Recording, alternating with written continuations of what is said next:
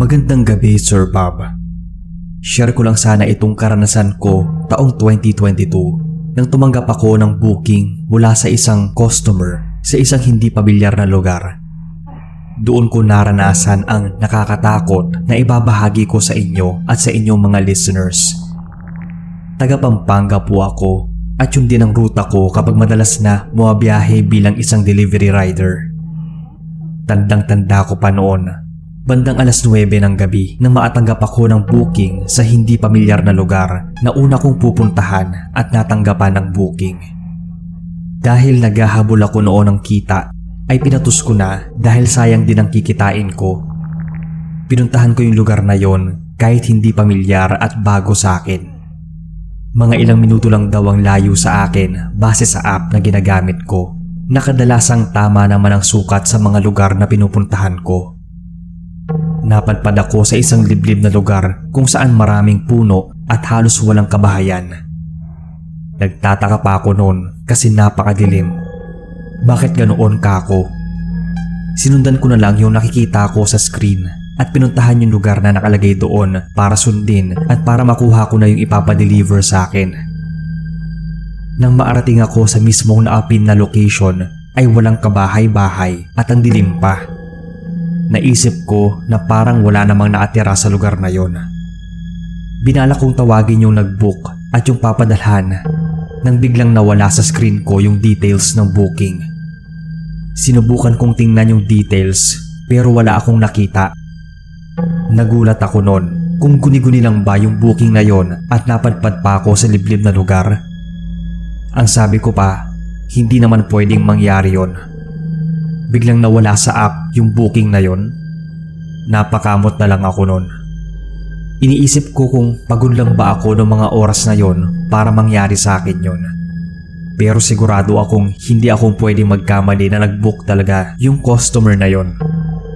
Pansin ko rin na walang dumadaan na mga sasakyan o mga tao sa paligid. Medyo kinikilabutan ako noon nang mapagtanto ko. Feeling ko tuloy nung mga panahon na yon may nakatingin sa akin o nakabantay na mga mata. Agad ko nang pinaandar yung motor at umalis na doon sa lugar. Napapakamot pa rin ako sa ulo dahil sa nangyari sa akin. Tiningnan ko yung Google Maps para sana madali ako makalabas pero walang signal doon.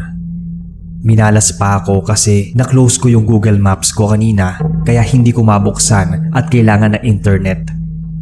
Sinabi ko na lang sa sarili na sundan ko na lang yung mga dinaanan ko papasok. Makakalabas din naman ako at makakahanap ng signal palabas. Medyo kampante pa ako ng mga oras na yon.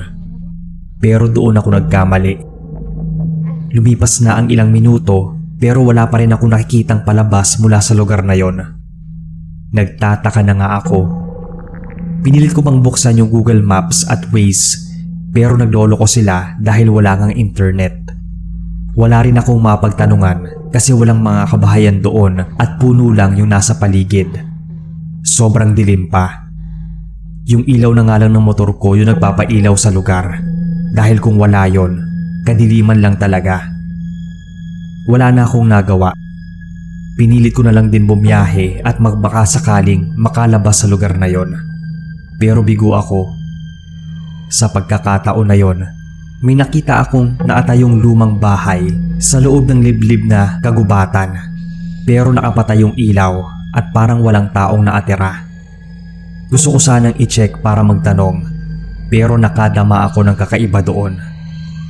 Hindi ako kampante habang malapit ako sa bahay na yon.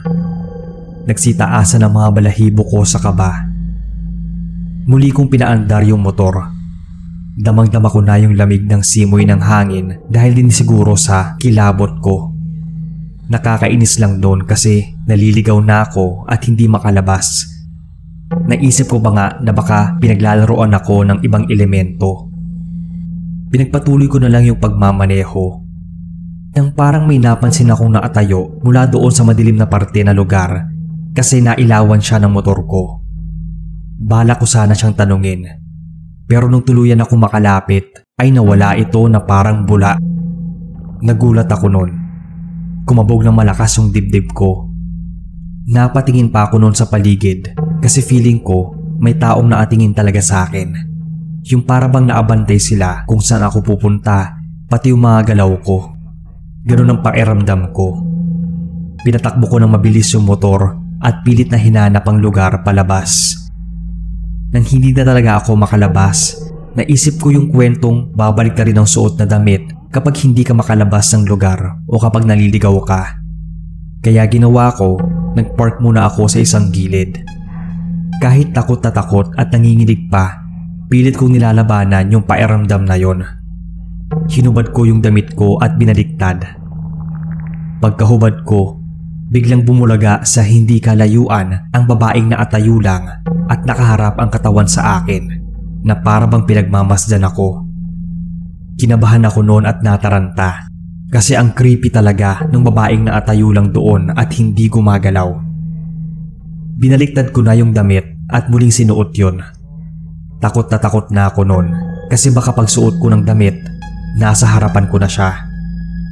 Pagkasuot ko naman, nawala na doon yung babae. Iginala ko yung mata ko sa paligid. Tanging mga puno at kadiliman lang ang naroon. Nataranta na akong sumakay ng motor at umalis na sa lugar.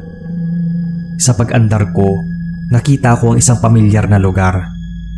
Sinundan ko lang yon hanggang sa makalabas at may makita na akong mga iilang sasakyan. Nabawasan na yung kaba ko noon. Sa pagod at takot, nagpasya na lang akong umuwi. Pero bago yon, ay pumunta muna ako sa gas station dahil muntikan na ako mawala ng gas noon. Buti ka ako ay nakalabas na ako noon. Kundi ay baka nandun lang ako buong magdamag. At totoo nga yung kwento. Mabuti na lang din at naisip ko agad magbaliktad ng damit. Dahil kapag nawalan ako ng gas ay hindi na ako makalabas sa nakakatakot at madilim na lugar na yon. Nung paalis na ako ng gas station, nakasalubong ko yung kakilala ko ring rider. Tumango ako tapos nagsabi siya na, "Uwi na?" Ang sabi ko naman, "Oo, uuwi na ako." Sagot naman niya sa akin, "Halatang uwing-uwi ka na." Sabay ngisi pa ng nakakaasar. Hindi ko alam pero ang weirdo ng reaction niya. Hindi ko na lang masyadong pinansin yon. Pagod pa ako noong mga oras na yon para isipin pa. Umuwi na lang ako at nagpahinga. Siguro lumipas yung ilang araw at nag-cruise yung landas naming dalawa. Biniro pa niya ako at sinabi na ang ganda raw ng chicks na kasama ko nung nakaraang nagkita kami. Nagtaka naman ako sa sinabi niya. Tinanong ko siya kung kailan at saan. Tapos doon niya sinabi. Napagtanto ko na yung araw na yon na naligaw ako at humisi siya sa akin ng kakaiba. Sinabi ko sa kanya na wala akong kasama nun. Hindi siya naniwala. Tinanong ko kung seryoso ba siya sa sinasabi niya na may nakita siyang babaeng nakaangkas sa akin. Ang sabi niya sa akin ay oo raw.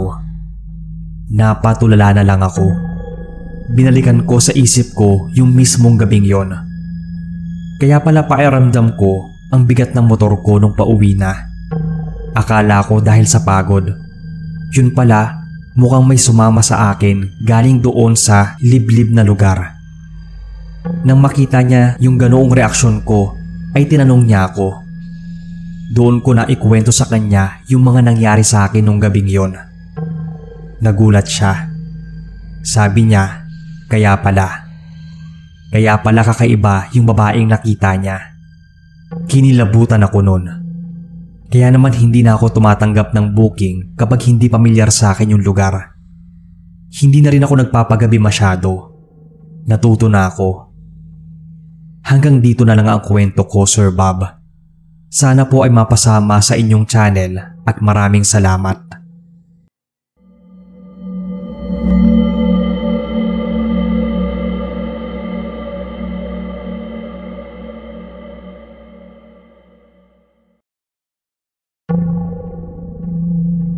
Magandang araw sa inyo, Sir Bob.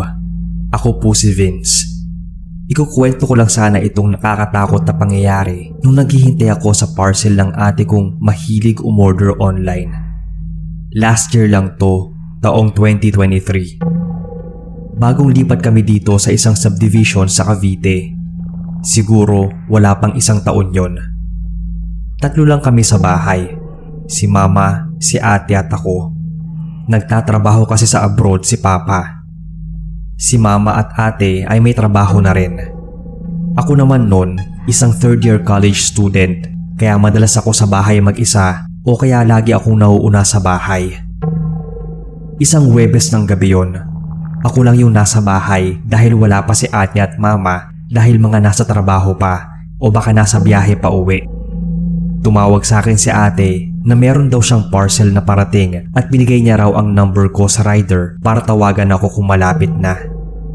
Dahil mahirap marinig kapag may kumakatok kapag nasa kwarto ako, ay tumambay muna ako sa sala para doon manood at para marinig din kung dumating na sina mama o dumating na yung delivery para kay ate. Nood lang muna ako noon. Nang makalipas ang ilang minuto, may narinig akong kumakatok sa gate namin. Agad akong tumayo para pagbuksan kung sino man yon. Pero pagbukas ng gate ay wala naman tao doon. Lumabas pa nga ako para siguruhin wala talaga.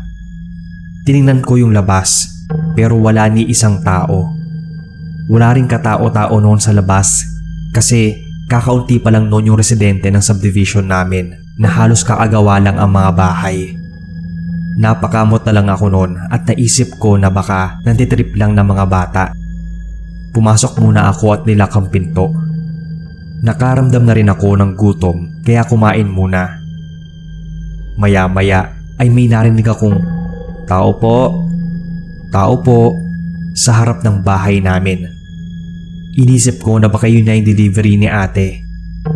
Agad-agad akong lumabas para tanggapin sana yon. Pero pagbukas ng gate, wala na namang tao. Muli kong tiningnan yung paligid, pero wala talagang iba. Nagtaka na ako nun.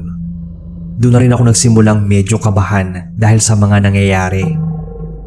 Dali-dali akong pumasok sa loob ng bahay. Medyo naiinis na nga ako nun. Ang tagal din kasing dumating ni na mama at ate at ang tagal din dumating ng parcel. Bumalik ako sa pagkain.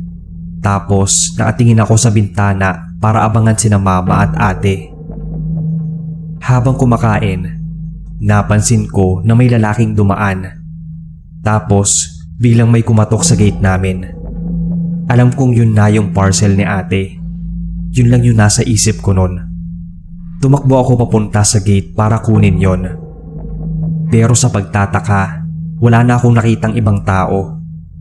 Nagulat ako dahil may kumakatok pa sa gate nun bago ko ito buksan. Sumilip ako nun tapos nakita kong nasa malayo na yung lalaki. Sigaw ako ng sigaw nun ng "Kuya" para sana malaman niyang may tao dahil baka akala niya ay walang tao sa bahay. Pero hindi siya lumingon. Dire-diretso lang siya sa paglalakad doon sa mga bahay, doon sa dulo kung saan halos wala pang nakatira. Tiningnan ko lang siya hanggang sa lamunin na siya ng dilim at hindi ko na nakita. Binala ko pa siyang abangan na bumalik kasi baka may pinagbigyan din siya ng parcel doon sa dulo. Nakatayo lang ako ron at tingin lang ng tingin kung kailan siya babalik. Pero ang tagal. Nainip na ako at saka medyo nakakatakot na rin. Kasi wala talagang katao-tao sa labas. Bandang dulo din kasi kami ng subdivision at halos lahat ng mga tao ay naroon sa bandang unahan malapit sa gate. Bumalik na lang ako sa pagkain. Natapos ko na yung kinakain ko pero hindi pa rin bumabalik si kuyang nagdi-deliver. Nainip na talaga ako noon. Chinat ko na si ate at ang sabi ko ang tagal ng parcel niya. Baka hindi na i-deliver. Sabi ko pa nga, dumaan na dito pero bigla namang umalis. Nag-reply naman siya sa akin. Ang sabi niya, malapit na raw yung magde-deliver. Napasilip ako sa gate namin. May nakita akong mga paa sa ilalim na parte ng gate. Yun na yata yung lalaki. Kaya naman agad akong lumabas ng pinto para buksan yung gate. Kinabahan na ako noon dahil pagbukas ko, walang tao. Wala na rin yung pares ng paa. Nilingon ko yung labas pero walang tao. Nagtaasan na ang mga balahibo ko nun. Agad kong sinara yung pinto at nilak. Hindi ako makapaniwala sa nakita ko. Sigurado kasi ako noon na may tao sa labas ng gate bago ko pa ito buksan. Pero bigla itong nawala. Kitang-kita ko kasi yung pares ng paa. Naisip ko na baka pinaglalaroan na ako ng multo. Parang sinasadya yung pananakot sa akin. Nanginginig na nga ako sa takot at hindi alam ang gagawin. Bawat kaluskos o tunog na nadidinig ko, nagre-react na ako. Napapatingin na ako dahil sa takot. Hindi ko na talaga kaya nun, kaya dali-dali akong pumunta ng kwarto at agad nilak yun. Pumunta ako sa pinakadulo ng kama. Feeling ko nun, kahit nasa kwarto na ako, nadidinig ko pa rin yung pagkatok ng multo. Nakikita ko pa rin yung mga paa niya sa imagination ko. Sinubukan kong magpatugtog para malabanan yon. Maya-maya, tumunog yung phone ko. May tumatawag na number. Hindi ko yung sinagot. Tapos, nakatanggap ako ng text. Ang sabi niya, nasa harap na raw siya ng bahay. Binuksan ko yung pinto ng kwarto ko. Nadidinig kong may kumakatok at nagsasabi ng tao po sa labas. Nagdadalawang isip ako nung buksan kasi baka yung nagpaparamdam na multo lang yon. Pero dahil paulit-ulit yung pagkatok at pagsasalita niya, ay tinapangan ko na lang yung sarili ko. Matatakotin din kasi talaga ako kahit na mahilig makinig ng horror stories. Lumabas ako. Kitang-kita ko yung sapatos ng lalaki. Kahit kinakabahan, binuksan ko yon. Bumungat sa akin yung pamilyar na mukha ng rider. Pinareceive niya sa akin yung parcel ni ate. Tinanong ko siya kung napadaan na siya doon sa amin kanina. Ang sagot niya sa akin ay hindi pa raw. Ngayon pa lang daw siya dumating. Matapos mabigay ay umalis na rin si kuya. Dali-dali kong sinara yung gate namin at pumasok na ng bahay. Mga ilang minuto lang noon ang lumipas, dumating na si mama. Kinuwento ko sa kanya yung nangyari. Ang sabi naman niya sa akin, baka nantitrip lang yung mga bata. Pero nung sinabi kong nakita ko yung paa bago buksan yung gate tapos biglang nawala, doon na rin daw siya medyo kinabahan. Saka naman dumating na rin si ate nun. Kinuwento ko rin sa kanya. Medyo natakot na rin siya sa sinabi ko. Wala kaming nagawa nun kasi may blessing naman yung bahay namin. Sabi ni mama, basta napabless ang bahay ay okay na yon. Wala raw makakapasok ng mga masasamang espiritu. Lumipas yung ilang araw. Si mama nakichismis sa ilang kapitbahay namin. Sabi nila na meron daw talagang nagpapakitang lalaki doon sa amin. Ang kwento pa nga raw ay isang manggagawang namatay yon doon sa area habang ginagawa yung subdivision. Yun ang sabi-sabi. Pero marami na raw talagang nakakita at napagparamdaman nung lalaking gumagala doon sa amin. Hanggang sa ngayon, may mga pagpaparamdam pa rin paminsan-minsan. Tulad ng minsanang pagkatok o kaya yung maririnig mo yung yapak ng sapatos sa labas kahit wala namang ibang tao. May times din na mga boses kahit wala namang ibang gumagawa nun. Habang tumatagal ay hindi na rin namin pinapansin pa yon. Lalo na kapag wala naman kaming expected na delivery at kumpleto naman kami sa bahay. Basta hindi namin pinagbubuksan yung kumakatok, lalo na kapag hindi sumasagot sa mga tinatanong namin. Siguro maganda na rin yung ginagawa naming pag-iwas kasi nabawasan yung pagpaparamdam. Siguro dahil dinadagdagan na rin kami noon at madalas na rin may tao sa labasan. Pero may panakanakang kwento pa rin ng pagpaparamdam ng lalaki sa buong subdivision. Ito lang po ang kwento ko, Sir Bob. Hintayin ko po itong ma-narrate nyo sa inyong channel. More power po.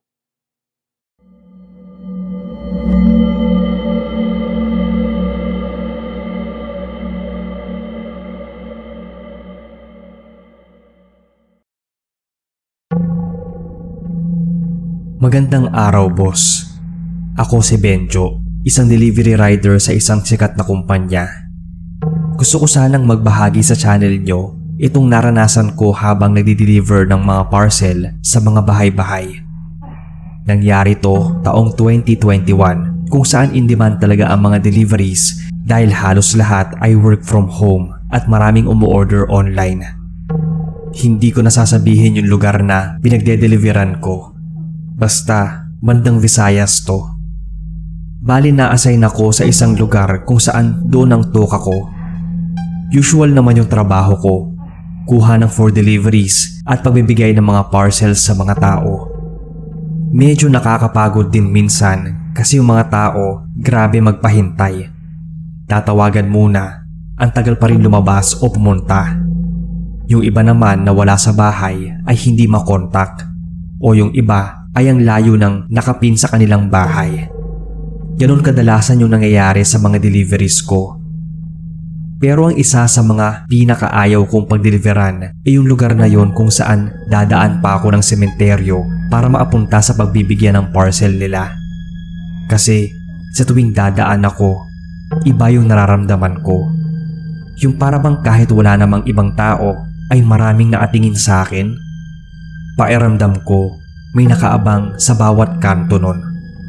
Kaya kapag may delivery ako doon, hanggat maaari ay inaagahan ko dahil ayokong mapadaan doon lalo kapag gabi.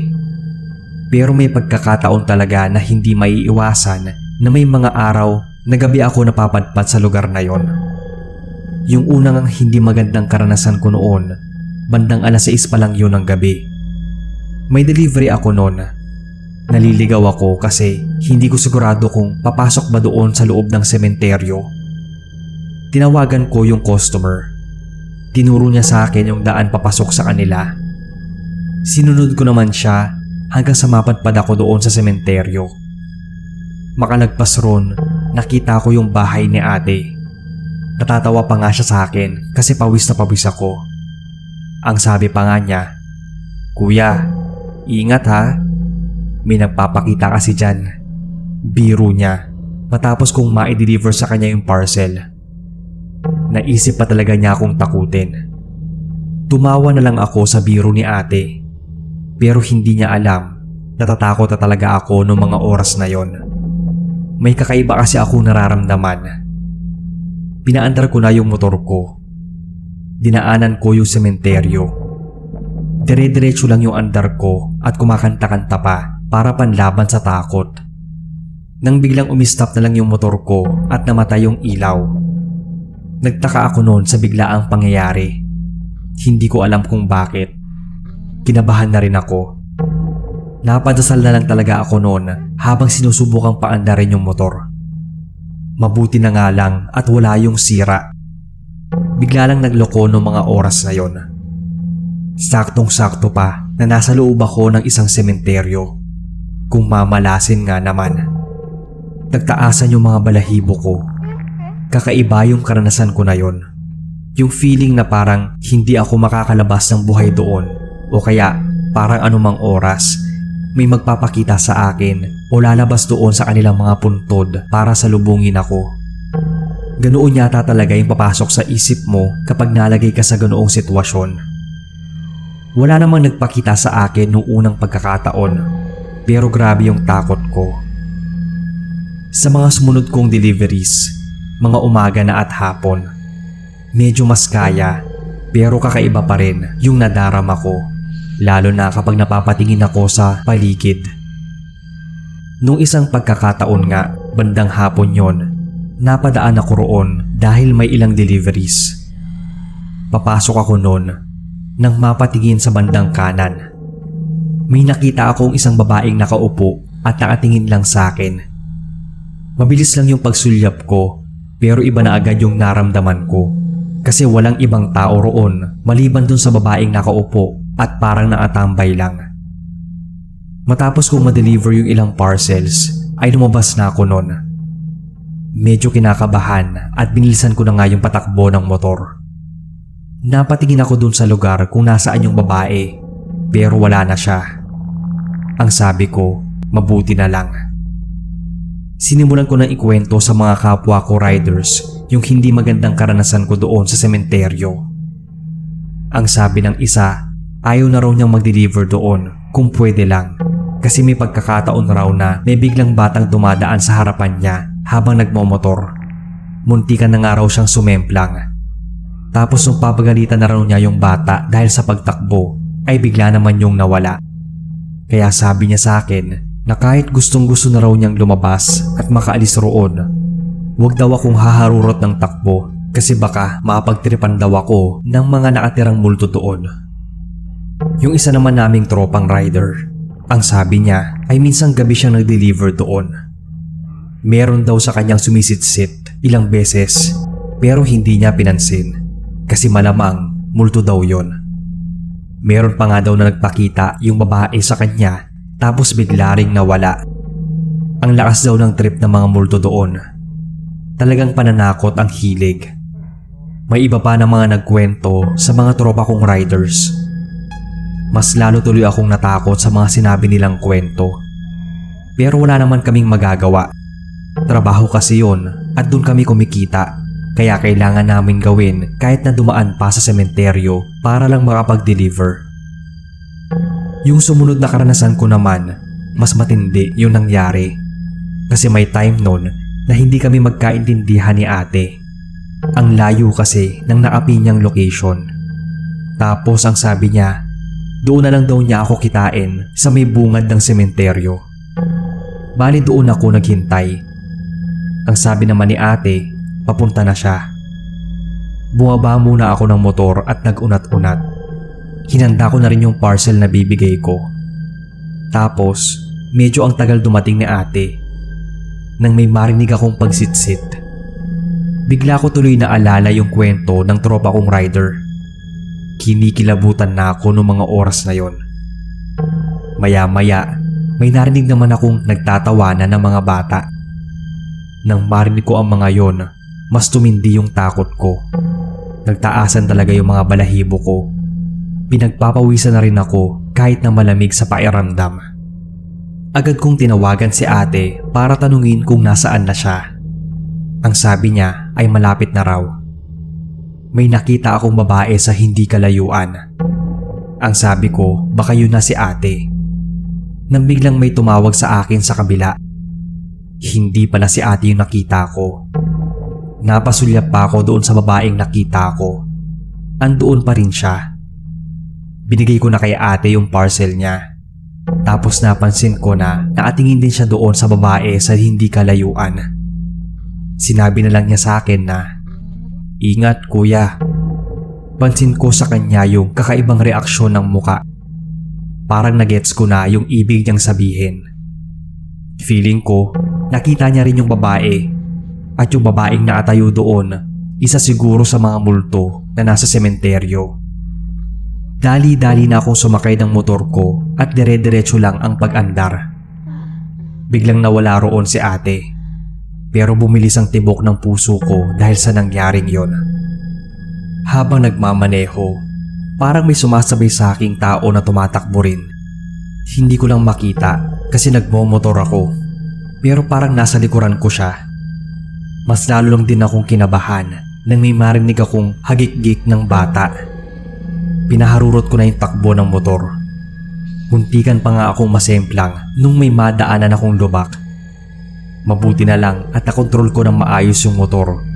Kung hindi ay sumemplang talaga ako.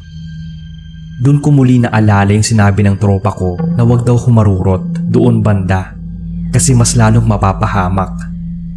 Binagalan ko na lang yung pagpapatakbo hanggang sa mawala na yung hagik-gik ng bata sa likuran.